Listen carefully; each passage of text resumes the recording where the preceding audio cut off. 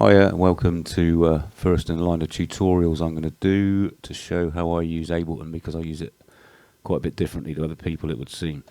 At the moment all we've got here is a track with my voice coming out of it, which is needed so you can hear me. Otherwise you wouldn't hear me. So we're going to minimise that and forget about that. And create ourselves an audio track, which is also minimised, so we'll make that bigger. Put the volume at the end, the voice at the end. Okay, so we've got an audio track. Now, most people would make loads of audio tracks, so like that, put their clips in it, get the launch pad going, you can see it down there on the right, and start making a little set. I found that was quite limited, and when groups came in, because I was using live with the launch pad before groups came in, I was flabbergasted, because it meant that I could group stuff down and have 8 visible lines, which everything's in 8, so my nano control 8 faders, 8 rotaries. I've got 16 of these on here, so I've divided it up into 8, so you can see I've got 2 red ones, 2 yellow ones, and you'll see what that means in a minute. The reason the red and yellow, just silliness really, is basically when you go to stationers you can buy these little stickers, like little circles and rectangles, and they typically come in red, green, orange, blue, yellow. So I thought, well, if that's what I've got, then I'll use those. And the reason I use colours instead of writing things is because every track's different, so a bass might not be in that bit, you might have something else in this bit. You can have freedom. You just know that that's the red track, that's the yellow one, that's the green, that's the orange, blue, red, yellow, green again. It doesn't matter that it repeats because it's up the road, so you know you're not going to get confused, but you know where it is. So anyway, so that's why my controllers are like that.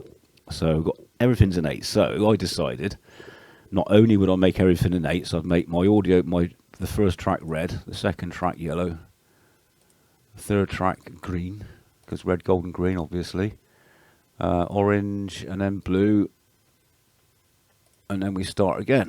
Yeah, red, yellow, and green at the end. One more audio track just to show you that. Control T, obviously, we all know that. Sorry. Yeah, it is Control T, isn't it? I don't even know what I'm doing, I just do it now. Yeah, Control Shift T is MIDI and Control T is audio. So, motor reactions. Anyway, so going back to what I was talking about, so these are not groups. So when groups came out in Ableton Live, I was chuffed to bits because I could have more than one thing going on in each of my lines.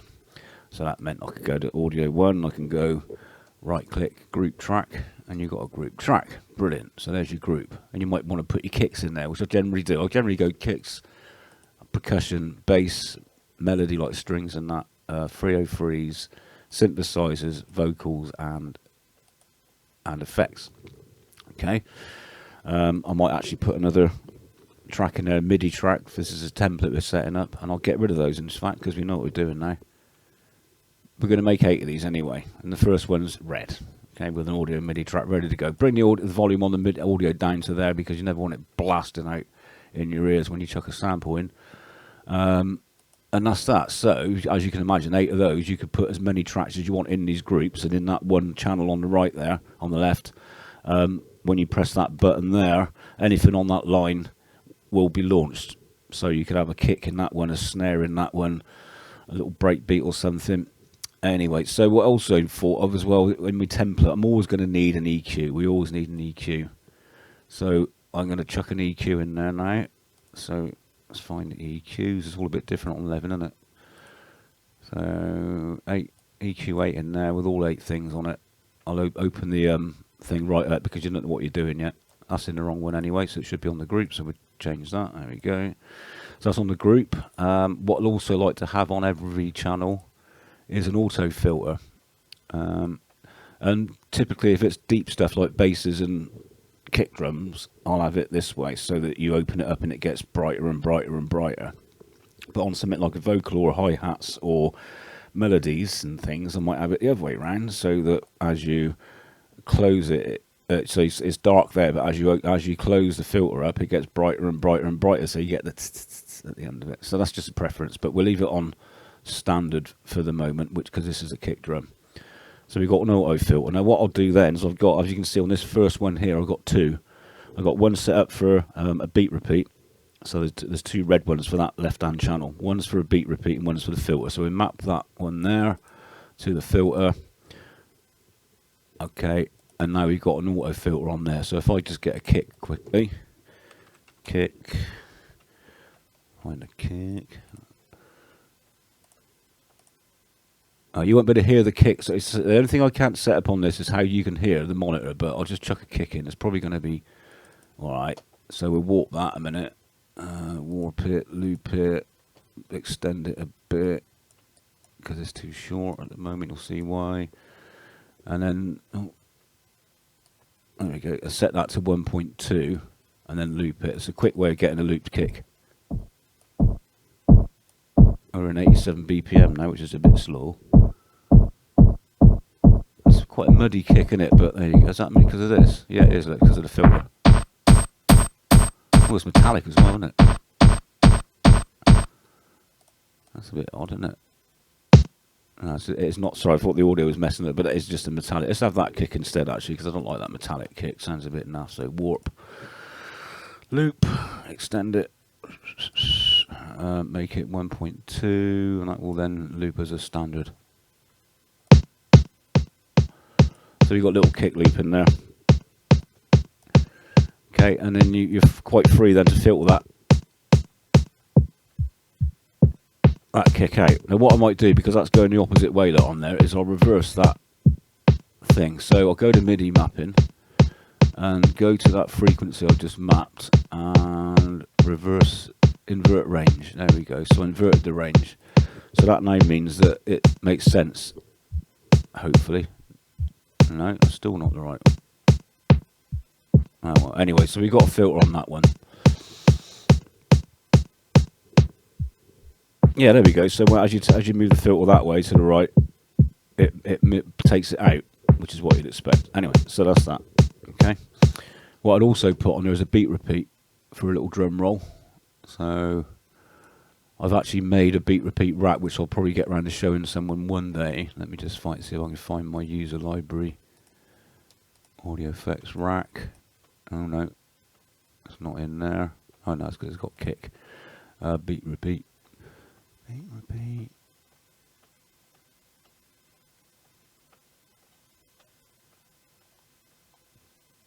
Where is it? Oh, there you go. Drum roll beat repeat. So basically, I've worked it out so that I just got to turn this grid.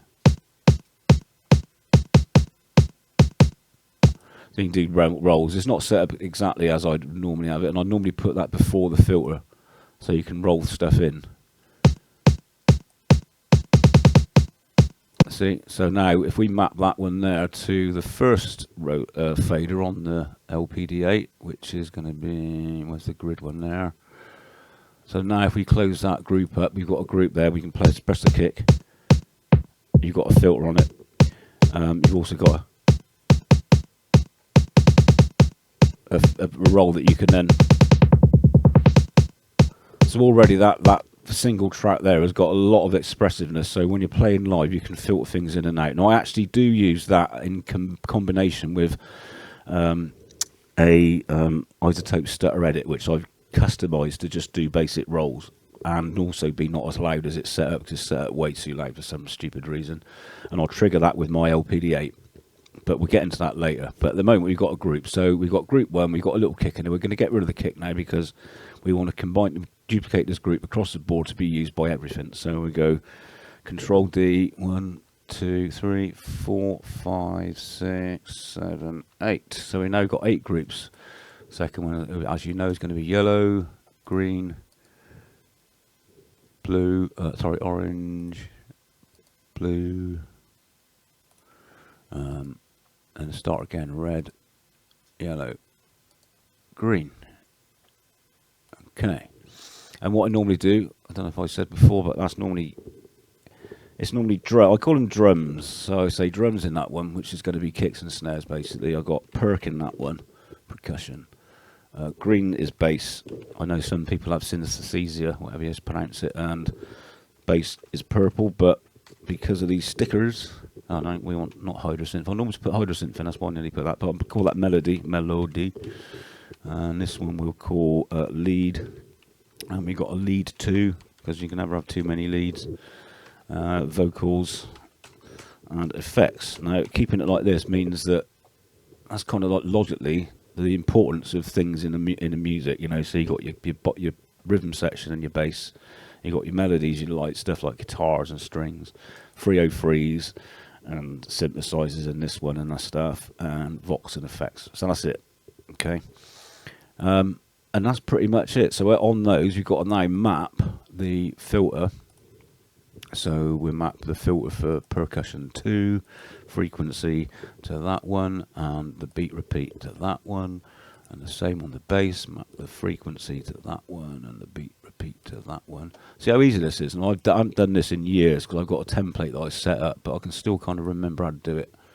There's another trick you can do where when you turn your effects on, you can have them turn the effects on and off with that button there. I'll show you how to do that on another lesson maybe. Or if you can look at it, you basically set it like, you got 0 to 127, so you set, I think it's either you set it to 1 and 127, so when it's far left it's off, and as soon as it hits 1 or 2 or 1 it turns on. And it means that because some plugins like say the auto filter will actually colour the sound without being used, so you might feel it beneficial to turn them off, and I have that on all my plugins that I have done, like on these rotaries, to have them turn on and off. You can see it on the beat repeat actually, so let's just have a look at that. So that one there, you can see that little green line, you can see my mouse on that little green dot on beat repeats on and off button. As I turn the grid, that turns on, it goes to grey. So that means that on that, we can see the mapping actually. So on this mapping here for that button, it goes from 3 to 127. So when it's set to 0, it doesn't do nothing, but as soon as it's on, goes past 3, it starts affecting it. You can see it working, and it turns it off, so it's not going to colour the sound. So anyway, go back to where are we now? We've got MIDI map for that one, yeah, MIDI map for the, yeah, that one. Lead, so that's the blue pair of rotaries, that one there and that one there. I mean, this is quite long, but you know, it doesn't really look like it doesn't take me long at all to do this. And that means we've got a beat repeat and a filter on every track. I mean, that's, you know, that's a lot of creativity. That's when you hear my vocals stuttering and they fade in and fade out and whatnot. That's all done with that kind of technique. So that's that. So now you've got a template, so you could get yourself some kicks. So we'll just find some. It's a shame you can't hear these drums because I should be able to hear it myself. Let's have a look. Turn it out. Put it. That's it. Okay, so we get a kick. So let's get kicks, and then we might get a loop then. Would it be quicker?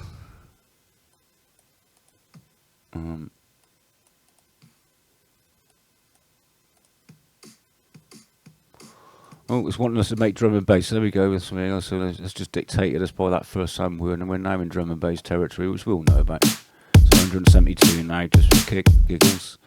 And we get some perk, some medium-sized sort of, say 300. There we go. I've got a little percussion line there, which we're putting there. Oh, those need to be yellow as well. Look. Unfortunately, so you got. I've just forgotten to change those. We'll get to that as we go along. But obviously, if you just a bit of housekeeping, making all your stuff, and it just means you know where you are. Then you know where it is. So let's go back where we were. Perk, some perk, all results.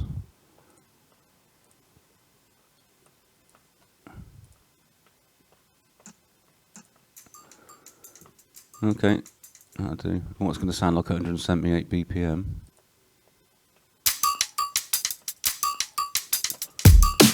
Sounds right. There you go. And I'm on some bass.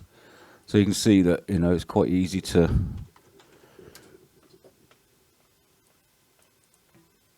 Let's get bass line. There we go, the bass line. Good one. Nutter bass loop.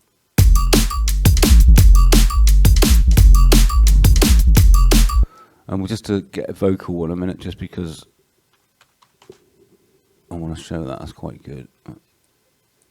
Thanks for your support. Thanks for your little phrase, maybe. Bring that paper! Bring that paper! What are you doing? I thought. Let's get something a bit longer.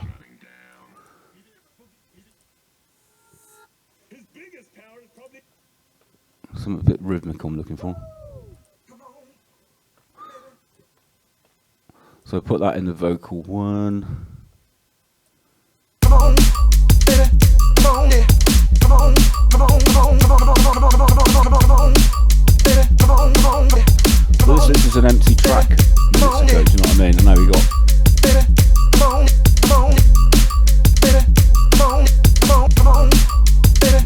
Come on. So we close those or minimise those groups. Come on, baby. Come on, yeah. And you can see there's just sort of like one line of a track. You carry on, you're making your whole track, obviously. Come on, come on, baby. Come on, come on. You know what I mean? Another little bit of thing there. Come on, baby. Come on, come on. And one other thing as well I like to do is we haven't got any returns in yet. So what I generally do is I'll put a reverb into the first one. Because that's generally how you normally have it. Normally, if it was a mixing desk, you'd have your reverb in the first one. Why doesn't it let me have that? There we go. All reverb in that one. And we put a delay in the second one. Just delay, that'll do. I don't want modulated, I just want delay. No, not beat repeat. Delay. So I'll put this delay on 100% or in the second return maybe. Always put it sends on 100% dry and wet. 100% wet basically. So now we got one. Oh no, that's not my. Come on, baby. Come on, come on, baby. Come on, Don't know why, but I'd always do it, separate it and do it 3/4, like a waltz. Yeah? Jim would like that, wouldn't he? Come on, baby. Come on, come on, baby. Come on, You get a syncopated sort of sound. So now we've got that on it. Now what I'll do now, you see, is on the bottom one here, on the nano control, I'm not going to use a pan as performance, but I'll use the volume probably. And I wouldn't mind having a delay I can throw in. So I'll map all those things there, all those pots on the nano control. What's that? Orange, blue, red, yellow and green. Map all those to the delay, the send rotary on each track. And I'll also map the masters. Now this is quite cool because you don't ever want to go over your master. And if you map these masters and then go into here, you'll notice we're all on +6 decibels, which isn't really what we want. So we change all those to 0. So when that fader gets thrown straight up, it stops at 0, which is what we want really, because these are just group tracks. So these group tracks, you can see the faders move, but they'll only move up to that 0 point, which is what we want. So anyway, let's start playing that again. Come on, baby. Come on, and I can have, come on, so you can have that little bit. I don't tend to use reverb as a performance effect, but delay definitely like that. You know, having that. Come on, baby. Come on, baby. Come on, come on, come on, come on, come on, come on, come on, come on, come on, come on, come on, come on. You know, and with the filter as well, I've got the filter working. The filter's around the wrong way. That's what it is. So as remember I said about filters on things like vocals being the opposite way round. So what we do, we turn that filter around this way, and we'll have to invert that now because it sort of feels like you're going the wrong way. So we find that position there, invert the range, and now when we have our come on, baby, come on, baby. You can filter it out like that, you know, rather than having it filter out to a bass tone, you're filtering it out to a nice crispy one. I think that's pretty much it. I generally put a limiter on the mastering channel, which is already there. Also got a plugin called Restream by Reaper, which is really good. That's what I'm using at the moment to send the audio from Ableton Live into OBS, which you can't see on the other screen. So that's going into there and then through NDI to a second computer, which seems to be working all right. But yeah, so that's pretty much it. That's how I do a template that I would then use as a live performance. And I'll save that template and use it for everything. So all you've got to do is open it up, drop things into it, and you're good to go. And like you say, it's always got a nice little audio track in it and a MIDI track, so you can put a synth or some audio in. You can put more audio tracks in, and they stay blue as well. So some of my tracks would have maybe 4 or 5, maybe 6, 7 different tracks nested in each group. But it means they're all controllable from these 8 rotaries, faders, and lines of launch buttons. So that's it. That's the Warminstrel way of setting up a group template, which you can then use for live performance. Obviously, if you then want to record it, you just hit double stop on there, hit record, and you can. Come on, baby, come on, yeah. Come on, baby, come on, yeah. Come on, baby, come on, yeah. Come on, baby, come on, yeah. Come on, baby, come on, yeah. Come on, come on, come on, come on, come on, baby, come on, yeah. Come on, baby, come on, yeah. And when you go into your as long as you've got loop on and it's on the first 8 bars, so don't do that. Don't record your session and leave loop on, because you'll literally just record an 8-bar loop in the front. But you can see here we've now recorded that, so that's it. So you can go from that nice creative flow into your session view, arrangement view, and you record that, and then you're free then to edit it, put the effects in, unless you put them in here. I mean, you might want to just, sometimes I'll just literally grab effects, so I'll go effects, make them all one shots. Let's try to find small ones here, so I'll just randomly grab a few. Let's make that green while I'm there, look, a bit of housekeeping. So, let's see what we're doing, grab one. Grab those effects and put them in there. Oh, I wanted all of them actually.